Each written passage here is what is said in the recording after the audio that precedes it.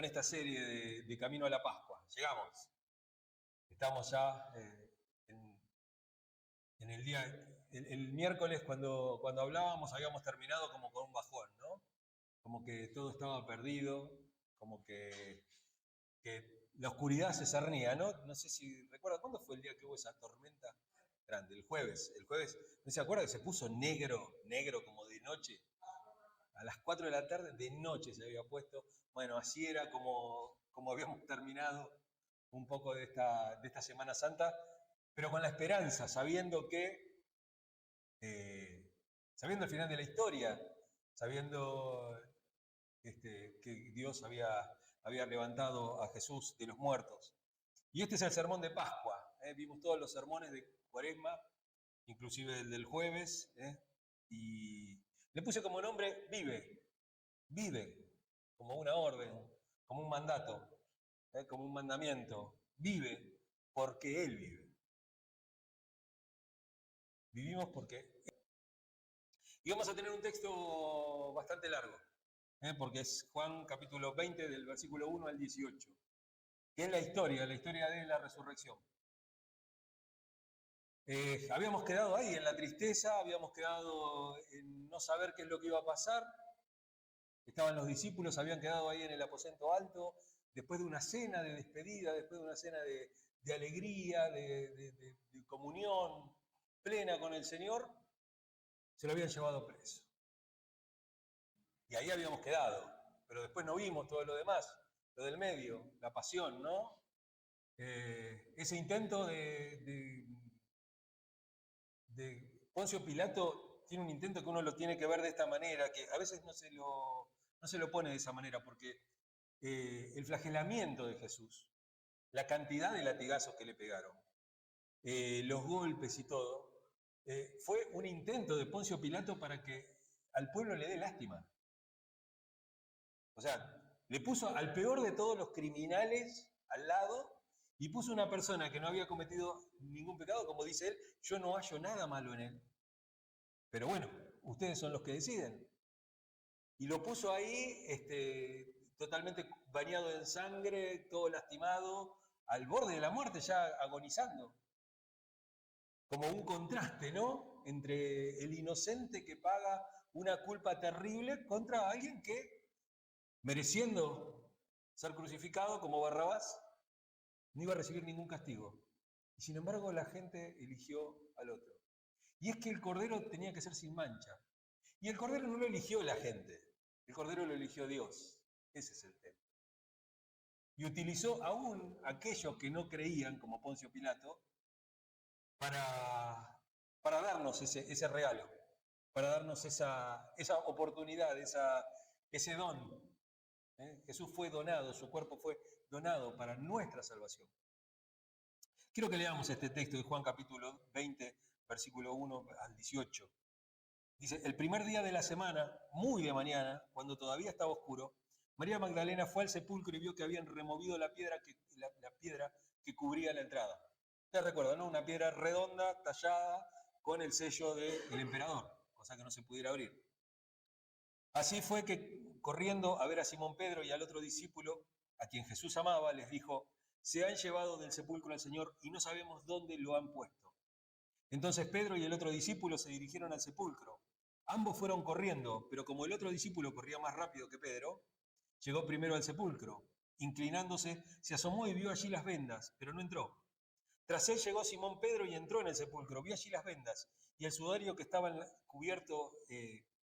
había cubierto la cabeza de Jesús, aunque el sudario no estaba con las vendas, sino enrollado en un lugar aparte. En ese momento entró también el otro discípulo, el que había llegado primero al sepulcro, y vio y creyó. Hasta entonces no habían entendido la escritura que dice que Jesús tenía que resucitar. Los discípulos regresaron a su casa, pero María se quedó afuera llorando junto al sepulcro. Mientras lloraba se inclinó para mirar dentro del sepulcro y vio a dos ángeles vestidos de blanco, sentados donde había estado el cuerpo de Jesús, uno a la cabecera y el otro a los pies.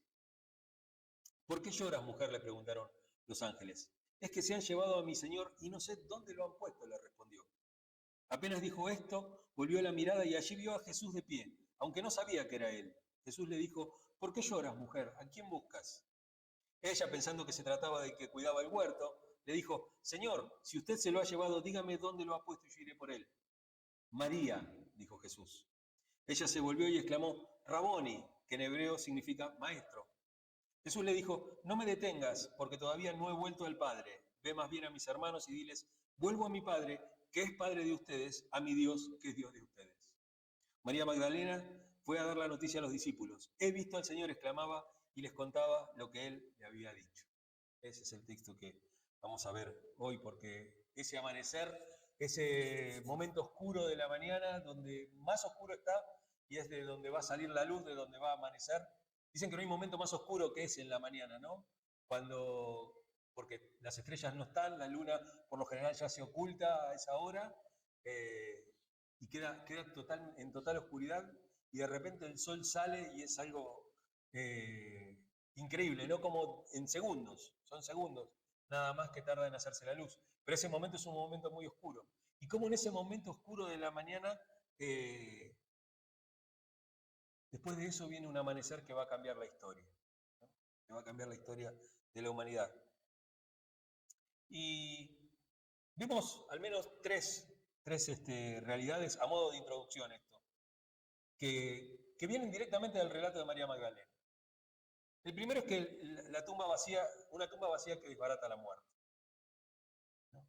Dice Hechos capítulo 2, verso 24, sin embargo Dios lo resucitó librándolo de las angustias de la muerte porque era imposible que la muerte lo mantuviera bajo su dominio. El sepulcro no pudo contener al autor de la vida. Un sepulcro de muerte no puede contener al autor de la vida. Así como cantamos en la Santa Cena, en esa zambita que cantamos, ¿no?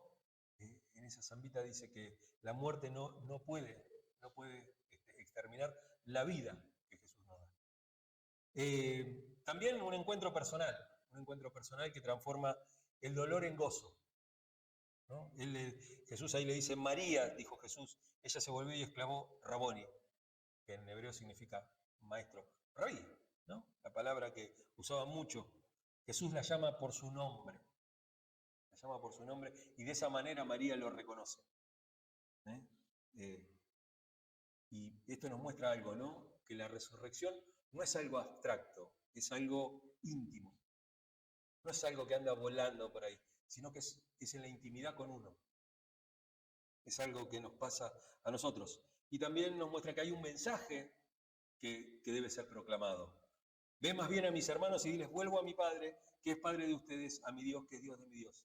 Este es el primer encargo misionero. Viene mucho antes del capítulo 28 de Mateo, ¿no? Ahí donde dice, bueno, ir por todo el mundo, predicar el Evangelio y todo eso. Este es el primer mensaje misionero de la resurrección. Ha habido otros mensajes misioneros también, como lo vimos con la samaritana, ¿no? Bueno, ahora andá y contale al pueblo todo lo que estás escuchando. Bueno, me parece que encontré al Mesías. Y acá la cosa es, el Mesías resucitó. El Señor ha resucitado. Y quiero que veamos tres dimensiones de la resurrección de Jesús. Primero, la resurrección como un hecho histórico. Es un hecho histórico. No es un cuento, no es una historia que contamos, sino que es un hecho histórico. La resurrección también como un encuentro transformador, algo que cambia vidas, y la resurrección como fundamento de la fe. Si Cristo no resucitó, dice Pablo, vana es nuestra fe. Y vamos al hecho histórico de la resurrección, porque realmente hay evidencias que confrontan nuestra propia incredulidad. Muchos creen en Jesús, muchos creen en lo histórico de Jesús. Jesús es un hecho histórico, sí. Hay un filósofo y filólogo, que son los que estudian los escritos más antiguos, que dice, si Jesús no existió Julio César, no existió Alejandro el Grande, no existió Napoleón, dice él. Si Jesús no existió, porque hay muchas más bases históricas para la historia de Jesús que para todos los demás. ¿Y cómo descubrimos ese hecho histórico? Primero por el testimonio de los discípulos. Y vamos de vuelta al texto que teníamos ahí, ¿no? Versículo 3. Entonces Pedro y el otro discípulo se dirigieron al sepulcro. Y el otro discípulo, al que Jesús amaba, asimismo se llama Juan. Juan se sentía por sobre todas las cosas más que discípulo, más que cualquier cosa, más que preferido, que lo amaba. Eso era lo que a él lo engrandecía, de lo que se sentía orgulloso.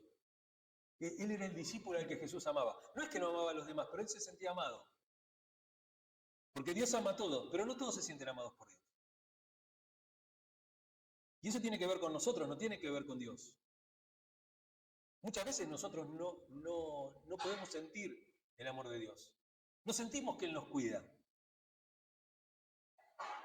No sentimos ni siquiera agradecimiento por nada.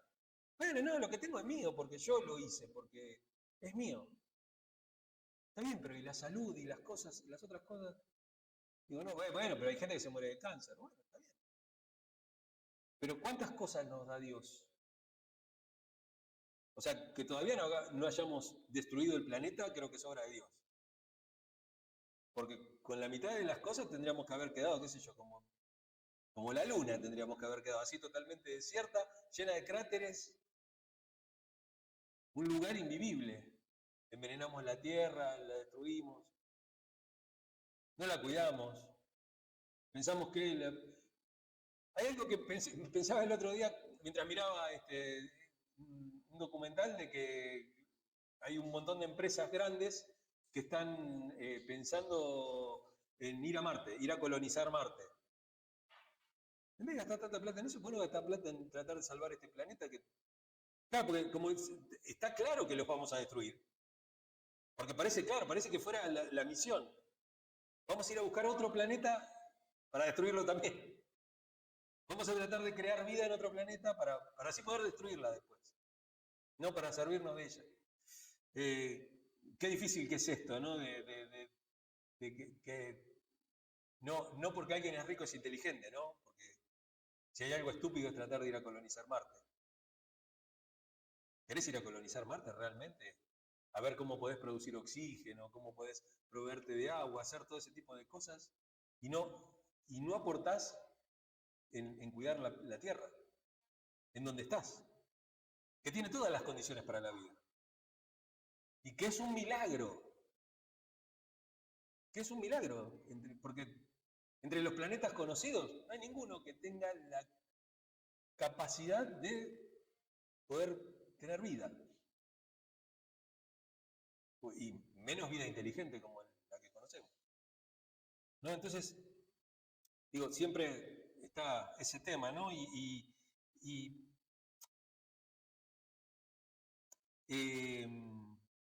Estaba por acá, ya me había olvidado, me fui a otro lado y me había olvidado. Entonces, Pedro, ¿no? Que había ido corriendo con el otro discípulo al que Jesús amaba, de ahí había salido todo. Dice, ambos fueron corriendo, pero como el otro discípulo corría más rápido que Pedro, Pedro seguramente sería un poquito más grande que Juan.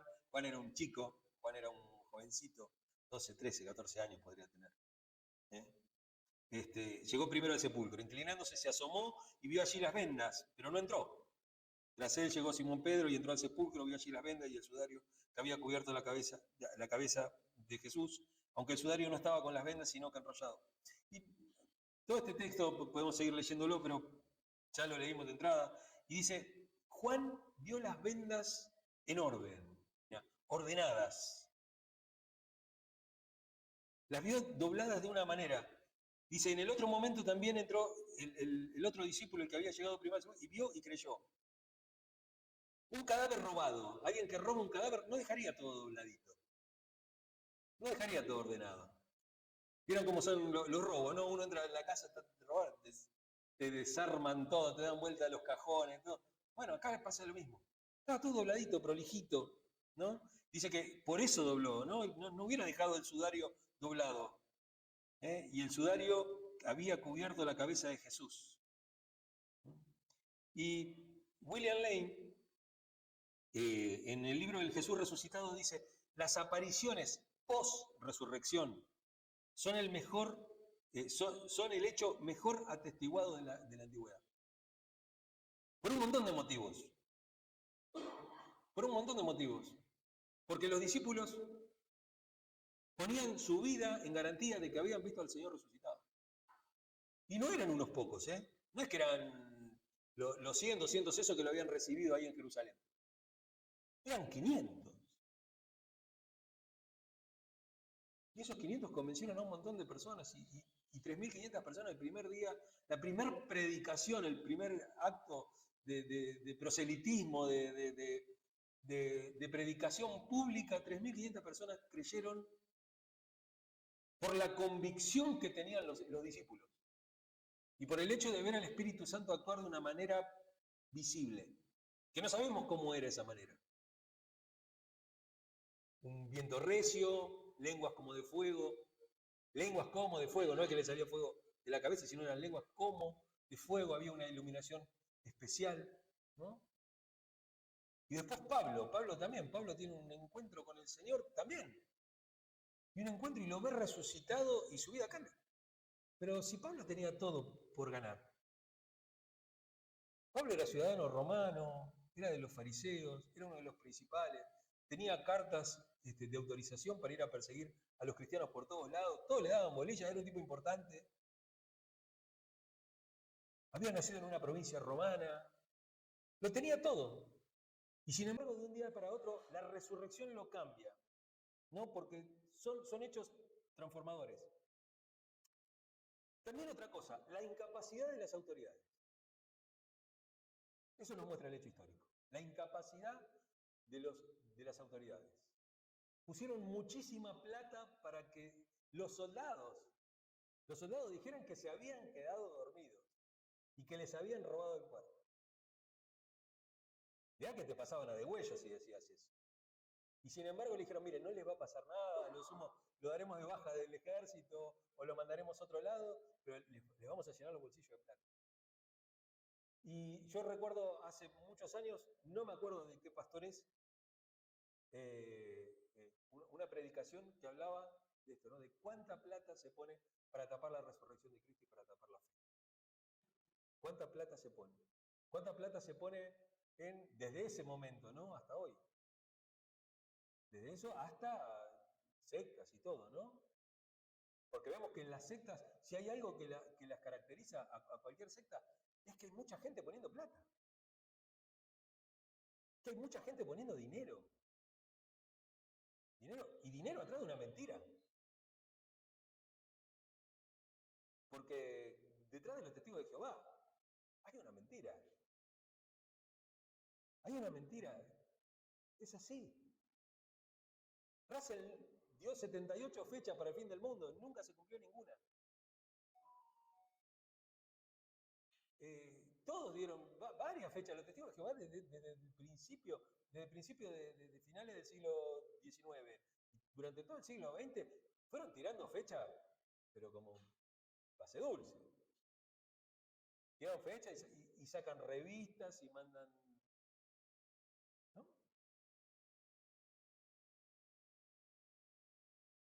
La Iglesia de los Santos de los Últimos Días, exactamente lo mismo.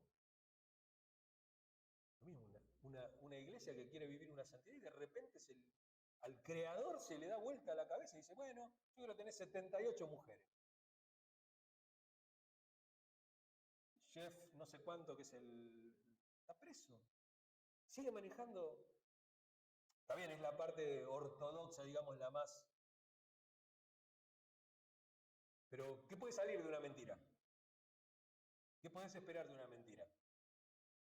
No, bueno, antes mentíamos, pero ahora no mentimos más. Esa parte justo de la mentira la sacamos y ponemos esta que es más linda. Y entonces hacemos, no, pero viene de la misma persona. Viene de la misma persona que evidentemente es una persona insana. Bueno, está bien. Pero se pone muchísima plata. Basta ir a la Richeri y ver semejante. O ver en lugares iglesias construidas, que vos decís, jamás vi entrar una persona a esa iglesia. Nunca. Nunca vi que esa iglesia estuviera abierta. ¿Por qué está ahí? Y de entrada hubo una incapacidad de las autoridades, ¿no? Dice, versículo 11, ¿no? de Mateo 28. Dice, mientras las mujeres iban de camino, algunos de los guardias entraron en la ciudad e informaron a los jefes de los sacerdotes de todo lo que había sucedido. Después de reunirse estos jefes con los líderes religiosos y trazar un plan, dieron a los soldados una fuerte cantidad de dinero y les encargaron, digan que los discípulos de Jesús vinieron por la noche y que mientras ustedes dormían, se robaron el cuerpo. Y si el gobernador llega a enterarse de esto, nosotros responderemos por ustedes y le evitaremos cualquier problema. Más canudísimos los tipos. Los tapaban de cualquier manera. Así que los soldados tomaron el dinero e hicieron como se les había instruido. Esta es la versión de los sucesos que hasta el día de hoy, o sea, cuando Mateo escribe esto, dice, ha circulado entre los judíos. Hasta el día de hoy, ¿no? Hasta el día de hoy se sigue diciendo, parece que esta tumba es de Jesús, parece que esto es de la familia. Y, no, siempre está en cuestionamiento.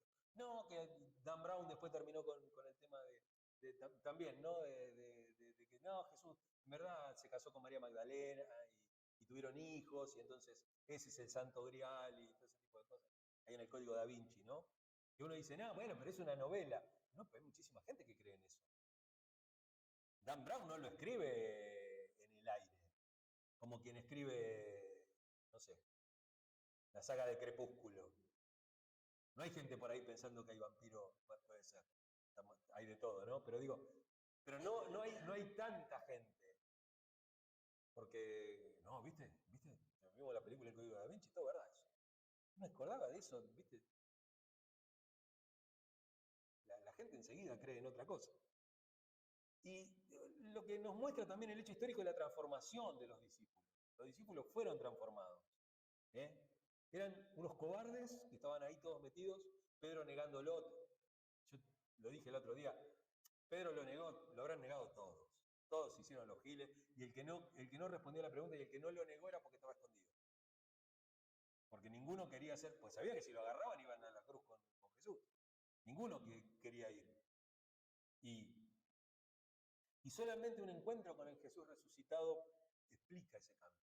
Un cambio tan drástico, ¿no? Dice Wright en La resurrección del Hijo de Dios, la resurrección no fue una experiencia espiritual. Entiendan esto, no fue una experiencia espiritual. No fue algo que se les ocurrió por la cabeza, sino un evento espacio-temporal que inauguró la nueva creación. Por eso Juan después, en una de sus cartas, dice, lo que hemos visto, lo que hemos tocado, lo que hemos palpado. No, Jesús no era un fantasma. Nosotros lo vimos. Nosotros caminamos con Él, nosotros estuvimos con Él. De hecho, Jesús lo primero que hace cuando se les aparece a los discípulos en el medio del aposento nuevamente, es, denme algo de comer, dijo. Para decir, un fantasma no comería, ¿no? Denme de comer, denme algo de comer. El segundo punto, ¿no? La resurrección como un encuentro transformador. Lo primero que hace María Magdalena, descubre que Cristo vive. Que Cristo vive. ¿Cuánta gente hay que puede andar hasta con un crucifijo colgado, una cosa? Y un día descubre que eso que él lleva como símbolo vive. Que eso es simplemente un símbolo, pero que Cristo vive. ¿Cuánta gente que va a la iglesia y hace ritos, un día se da cuenta que Cristo vive realmente? Y a veces tiene que ver con el dolor, y en este caso el dolor de María Magdalena es la pérdida de Jesús. Es también la pérdida de un proyecto. Había un proyecto de vida comunitaria con Jesús. Había un proyecto de llevar amor. Había un proyecto de hacer las cosas distintas, de una forma totalmente distinta a las que lo hacía y lo hace el mundo. Una forma totalmente distinta. Y de repente eso se trunca. Y vos decís, justo ahora que estábamos haciendo tantas cosas, justo ahora viene a pasar esto. Y el dolor es mucho. Y ese dolor no te permite ver a veces que Cristo vive. No te permite ver que Dios está trabajando tras bambalinas, tras el dolor. Tras el telón del dolor, Dios está trabajando. Y María llora ante el jardinero. Para ella es el jardinero, es el que cuidaba el muerto. Para ella era eso. Y estaba llorando. Y es que cuando a veces estamos llorando, no podemos ver a Dios en el medio del caos, en el medio del problema, en el medio de las circunstancias, en el medio del dolor. El dolor tapa a veces, y no es que no lo debamos sentir, pero sí que tengamos esperanza, pero sí que tengamos el corazón abierto a reconocer a Jesús. Y Jesús le agarra y le dice, ¿no? ¿Por qué lloras, mujer? ¿A quién buscas? Y ella pensando que se trataba. Pero hay un momento, ¿no? El nombre que revela la identidad. Hay un nombre. Tu nombre, dicho por Dios, revela tu identidad y su identidad. María. No dijo más. María. Y él reconoce, usa un tono. A veces Dios utiliza un tono para nosotros que solamente nosotros lo reconocemos. Porque en nuestra cabeza hay miles de voces. Hay miles de voces, en psicología se llaman mandatos, ¿no es cierto? Mandatos que son voces de nuestros padres, voces de nuestros maestros, voces de nuestro jefe, del mundo en general, de alguien que pensamos. Y son distintas voces y son distintos mandatos. Pero hay un libro que se llama Cuando Jesús susurra tu nombre, cuando Dios susurra tu nombre, de Max Lucado. Pero cuando Dios susurra tu nombre, lo reconoces. Él dice, yo llamo a mis ovejas.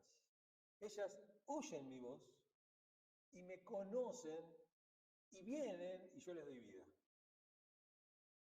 Es increíble. Lo del tema del pastoreo trashumante o cualquier tipo de pastoreo es tremendo. El contacto que tienen las ovejas con el pastor. Y esto no quiere decir que somos ovejas, ¿eh? No quiere decir, porque el problema es que, viste, el otro día escuchaba un joven, pobrecito, ya tiene la cabeza requemada. Un joven, ¿no? No, porque estamos estudiando no sé qué cosa desde el punto de vista de la oveja y desde el punto de vista del pastor. ¿Quién sos? ¿Quién sos, Salame? ¿A quién te comiste? ¿Quién te hizo creer eso? Somos ovejas todos. Todos somos ovejas. Pero somos seres humanos, con las mismas capacidades espirituales. No, porque aquel no tiene el espíritu. ¿Quién te dijo? ¿Quién te nombró inspector espiritual? Saca la chapa a ver qué dice. ¿Qué es eso? Pero Jesús nos muestra esa imagen del pastoreo para hacerlo como Él, como pastor. Y uno ve, por ejemplo, hacen excursiones así, que van a ciertos lugares de España, por ahí por los Pirineos, por todo ese lugar, ¿no? Por toda la ciudad de Navarra y todo eso, donde hay muchos pastores trashumantes y todo, y mucha gente va y le chifla, están todas las ovejas desparramadas, y le chiflan, y le gritan, y le dicen, y el pastor hace nada más, un ruidito, y todas las ovejas vienen, reconocen su voz, reconocen la voz del pastor.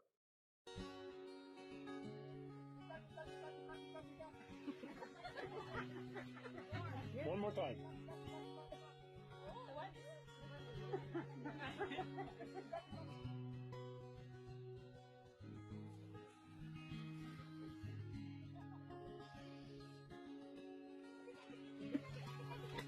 Oh, good.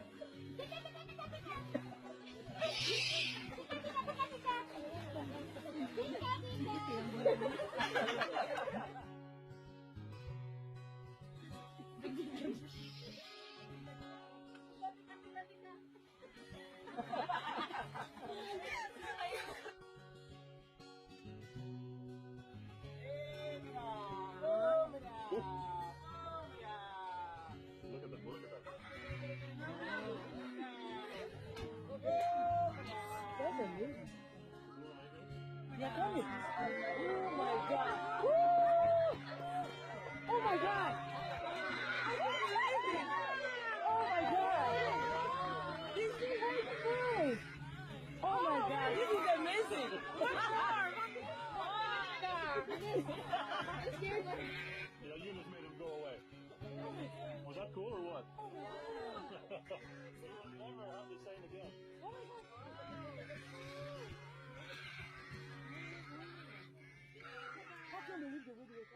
Y acá pasa lo mismo, entre miles de voces que le habrán dicho a María Magdalena, que va a resucitar, no te vas a robar el cuerpo, se llevaron esto, todos los mandatos que tenía en la cabeza y todo. Bueno, yo al final tenía no sé cuántos demonios encima, este me lo sacó, y ahora van a venir de vuelta.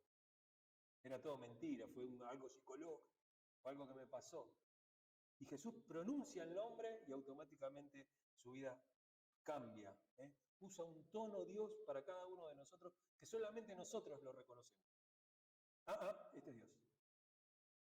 Entre todos los mandatos, esta no es la voz del pastor Sergio, no es la voz del pastor, no sé, pastor Juan, pastor Pedro, pastor, no sé qué pastor tuvieron, qué nombres, pero de otros pastores. Esto no es, esto es la voz de Dios. Aún desde mi voz, desde mi mensaje, desde el mensaje de la palabra de Dios, aún desde ahí. Hay parte que dice, esta es la voz de Dios. Entonces, no tiene nada que ver con el pastor. El pastor es un salame, pero esto es de Dios. Y dice Timothy Keller, en La razón de Dios, dice, la resurrección se experimenta cuando Cristo pronuncia nuestro nombre en medio de nuestras tumbas personales. ¿Cuántas tumbas personales, cuántas cosas enterradas tenemos? ¿Cuántas cosas muertas en nuestra vida? Cosas que deberían estar vivas y que están muertas. Pero que cuando Cristo pronuncia nuestro nombre, aparecen. Y el abrazo que debe convertirse en misión. Jesús dice, en las otras versiones, las versiones más conocidas, como la Reina Valera 60, dice, no me toques. Pero esa acá es, no me retengas. No me retengas. Ella va y lo abraza, lo quiere abrazar. Y él le dice, no me retengas. No me retengas. No te quedes con esto. No te quedes con esta experiencia solamente. El gozo del encuentro con Jesús no es para guardarlo, sino que es para proclamarlo, para compartirlo. Y el último punto es la resurrección como fundamento de la fe. Si Cristo no resucitó, vana es nuestra fe, diría Pablo. Y hay implicaciones para hoy, para el día de hoy, ¿no? Primero, una nueva relación con Dios. Y una nueva relación con Dios porque Jesús lo dice. Leyendo esto, no lo había tomado en cuenta. No sé, son esos pasajes que uno está tan acostumbrado a leerlos que ya medio que lo pasa por arriba, ¿viste? Va a decir, sí, esta parte ya la sé, y uno no lee atentamente. Aparte, bueno, sobre todo los que tienen que predicar y todo, ¿viste? Vos tenés la urgencia del mensaje. Tenés la urgencia del mensaje, no podés estar. Uno tiene que preparar el sermón. No podés distraerte. Che, qué lindo esto. Pero no tiene nada que ver con lo que tiene que predicar y a veces uno pasa de largo muchas cosas. Pero me gusta esto que dice Jesús ahí en el versículo 17. Subo a mi Padre, que es su Padre. Lo sacaron, es mi Padre, pero es tu Padre. Es el Padre de ustedes. Subo a mi Dios, que es su Dios. Nos lleva a una nueva relación con Dios. Nos marca una nueva relación con Dios. Nos dice, es mi Padre, pero es tu Padre. Acuérdense que los judíos no pensaban en Dios como Padre. Pensaban en Dios como Padre de la nación de Israel. Pero no como un Padre personal. Como un Padre que puede brindar amor, cuidado, cariño, relación. No lo pensaban de esa manera. Era el Padre de la nación de Israel. Como si dijéramos San Martín, Padre de la patria. ¿No? De esa forma lo pensaban. Y Jesús les dice eso. Y les dice, ahora son hijos. Ahora son hijos. Como dice Juan en capítulo 1, verso 12. Más a cuanto lo recibieron, a los que creen en su nombre, les dio el derecho de ser hijos de Dios. Y yo creo que hasta este momento no lo lograron entender. Porque calculemos que, ponele que Juan esto lo haya dicho, ahí al principio. Y que después venga todo este tema de la resurrección y venga todo esto. No lo entendieron hasta que Jesús le dijo, voy a mi Padre, que es su Padre, voy a mi Dios, que es su Dios. ¿No? Nos recuerda un poquito las palabras de Ruth, ¿no? Tu pueblo será mi pueblo, tu Dios será mi Dios. Hay una entrega y hay una entrega total, ¿no? Ahí de la vida. lindo libro, podríamos predicar hacer una serie sobre Ruth, porque la verdad que es un muy lindo libro y que habla precisamente de cómo uno se empieza a relacionar con Dios y cómo Dios lo toma a uno de ser un extranjero, de ser una moabita, de ser alguien ajeno totalmente al pueblo, y lo integra de tal manera que uno puede decir, tu pueblo será mi pueblo, mi Dios, tu Dios será mi Dios, ¿no? Y precisamente como somos hijos, nos integra a una nueva comunidad. Jesús llama hermanos, hermanos, a quienes lo abandonaron. A los que recién lo habían abandonado, lo llaman hermanos. La gracia resucitada restablece relaciones. Pone de vuelta en juego relaciones que estaban muertas, que estaban perdidas. Esa es la importancia fíjense, 2 Corintios capítulo 5, versos 17 y 18. Dice, si alguien está unido a Cristo, hay una nueva creación. Estoy usando la palabra de Dios para todos, es otra versión, pero me gustó la manera en la cual lo dice, es bastante fiel al original. Hay una nueva creación. Lo viejo ha desaparecido y todo queda renovado, todo queda reluciente, todo queda limpio. Todo lo nuevo viene de Dios, quien nos ha reconciliado con Él a través de Cristo y nos ha dado el trabajo de reconciliar a toda la gente con Él. No éramos nada, nos invita a tener una nueva relación de padre e hijo, y también a integrar una nueva comunidad, y que nos lleva a una nueva misión. Uno tiene una nueva misión. Pero dice este texto tan conocido que hay una canción incluso y todo, ¿no? Pero ustedes son descendencia escogida, sacerdocio regio, real, ¿no? Nación santa, pueblo que pertenece a Dios, para que proclamen las obras maravillosas de aquel que lo llamó de las tinieblas a su luz admirable. La resurrección democratiza el testimonio. Ese testimonio que era de unos pocos, ahora es de todos. Esa historia que era de unos pocos, ahora es de todos. Ese Dios que era de una sola nación, ahora es de todos. Todos pueden recurrir a ese Dios. Y John Stott en Mero Cristianismo, o el cristianismo, no, Mero Cristianismo no, ese es de Lewis, perdón, Cristianismo Básico. Cristianismo Básico fue un librito que incluso lo he dado en la iglesia de Ciudadela. Lo hemos dado en la iglesia de Ciudadela. Muy lindo, muy lindo. El cristianismo no es una filosofía de vida, dice John Stott, sino la proclamación de un evento histórico que cambió el mundo. No es solamente algo espiritual, es un evento histórico.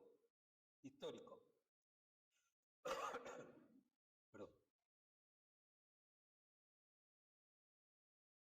¿Y qué nos pasa a nosotros con la palabra?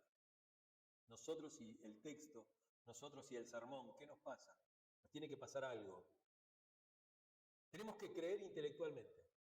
Porque siempre te dicen, no, esto no es solamente creer, vos tenés que creer con el espíritu. No, hay una creencia, hay una aceptación intelectual del hecho histórico de la muerte y de la resurrección de Cristo. De la vida de Cristo, de la resurrección de Cristo. Tiene que haber, uno lo tiene que entender, lo tiene que comprender. No es algo espiritual, no es algo abstracto, no es poética la resurrección de Cristo. Una vez me acuerdo que hablaba con una amiga, muy de izquierda ella, incluso era de esos que mandaban plata a Cuba para la revolución y todo, psicóloga.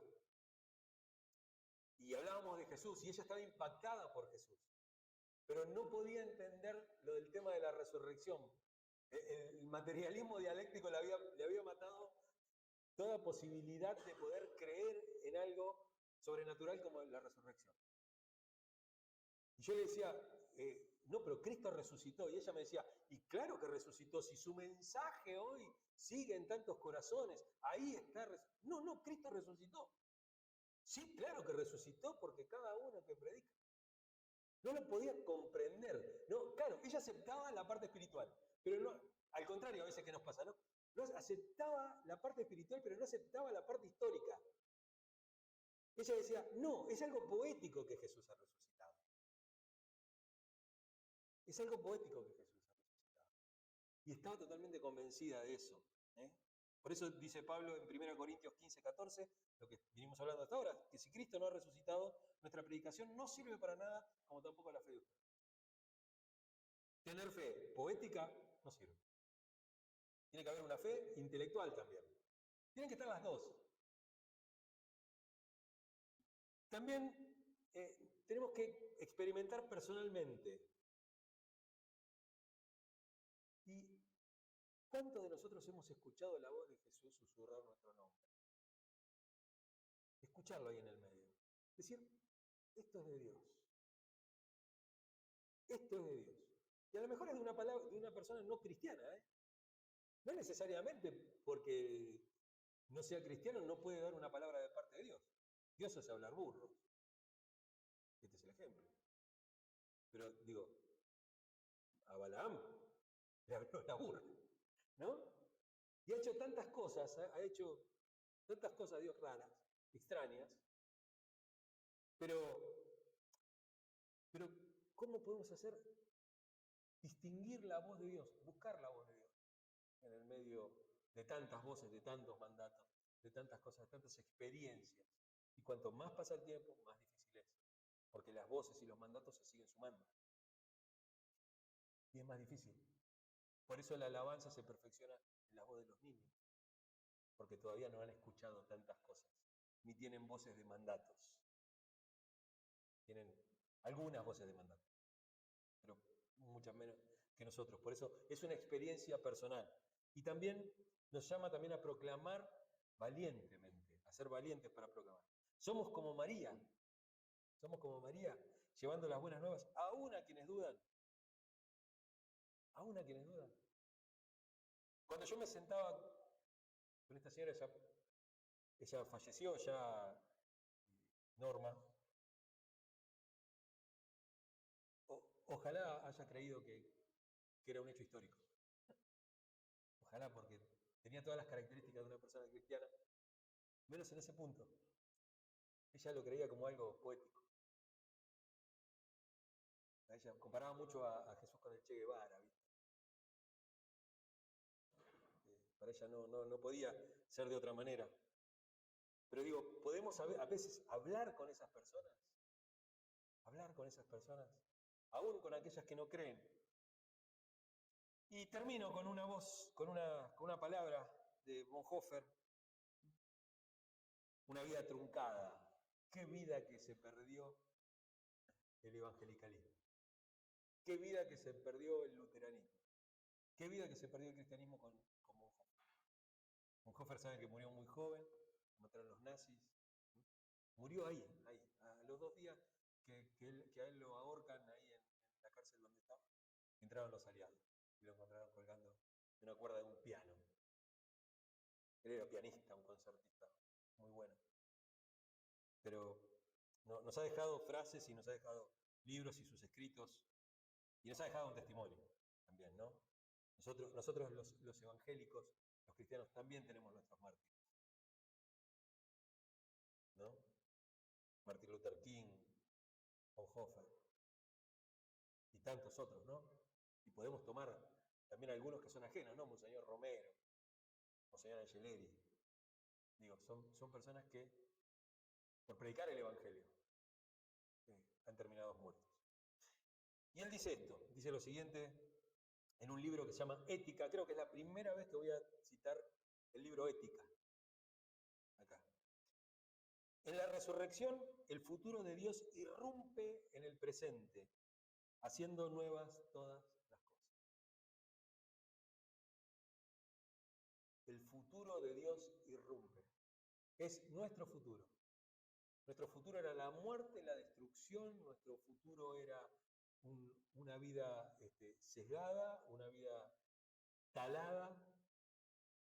Pero cuando irrumpe la resurrección de Cristo, automáticamente irrumpe el futuro que Dios trazó para nosotros. Dios trazó un futuro para nosotros, que vivamos eternamente, que vivamos con Él. Pero empieza en el momento en que entra la resurrección en nuestra vida. No quiere decir que ya hemos resucitado y que no vamos a morir nunca, no tiene que ver con eso. En algún momento nos vamos a morir porque este cuerpo tiene que ser transformado, pero la vida eterna, la vida Zoe, la vida que vale la pena vivir, ya comenzó, ya comenzó. Es a partir de creer en Cristo, de creer en Dios. Por eso el título de este sermón, vivamos, viví, porque Cristo vive. Y porque Cristo vive, lo vamos a recordar.